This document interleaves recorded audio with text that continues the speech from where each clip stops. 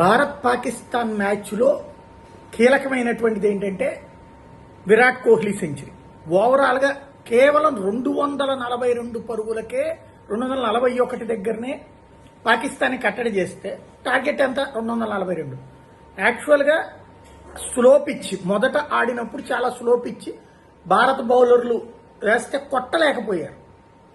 Toss గెలిచింది పాకిస్తాన్, ఏమో సంతోషించింది. కానీ ఎంపిక చేసుకోవడం, బ్యాటింగ్ ఎంపిక చేసుకుని తప్పు చేసింది. అక్కడ ఉన్నటువంటి ఆ పిచ్ వచ్చేటప్పటికి దుబాయ్లో ఉన్నటువంటి ఆ పిచ్ తొలి దశలోనేమో మందకొడిగా పడుతున్నాయి బంతులు, తర్వాత బ్యాట్ మీదకి వస్తున్నాయి. సెకండ్ ఇన్నింగ్స్ ఆడాడు. అట్లాంటి సిచ్యువేషన్లో ఎవరైనా ఫస్ట్ భారత్కి బ్యాటింగ్ ఇవ్వాలి. కానీ పాకిస్తాన్ అక్కడే రాంగ్ స్టెప్ వేసింది. తను బౌలింగ్ కాకుండా బ్యాటింగ్ తీసుకోవడం ద్వారా దాంతో మన బౌలర్లందరూ విజృంభించి ఆడటంతో దెబ్బకి పాకిస్తాన్కి దెయ్యం వదిలింది. 241కే పాకిస్తాన్ ఆగిపోవాల్సి వచ్చింది. 242 మాత్రమే టార్గెట్. భారత జట్టులో ఉన్నటువంటి టాప్ 8 అంటే మనకున్నటువంటి బ్యాటింగ్ లైనప్లో 8 మంది అద్భుతమైనటువంటి బ్యాటింగ్ బౌలర్ ఇద్దరు కలిసి చేయగలిగినటువంటి వాళ్ళు, అంటే బ్యాటింగ్ కమ్ బౌలింగ్ ఆల్రౌండర్లు ఇట్లా ఉన్నారు. టోటల్గా 8 మంది దాకా బ్యాటింగ్ చేయగలిగిన సిచ్యువేషన్ ఉంది.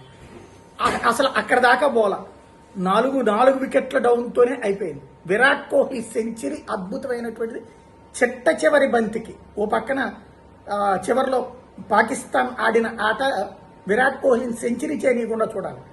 బట్ 111 బంతులలో సెంచరీ చేసి విరాట్ కోహ్లీ తనదైనటువంటి మార్క్ని దాదాపుగా 2023 తర్వాతన సెంచరీ లేనటువంటి సిచ్యువేషన్ నుంచి ఇప్పుడు అద్భుతమైనటువంటి సెంచరీ సాధించాడు.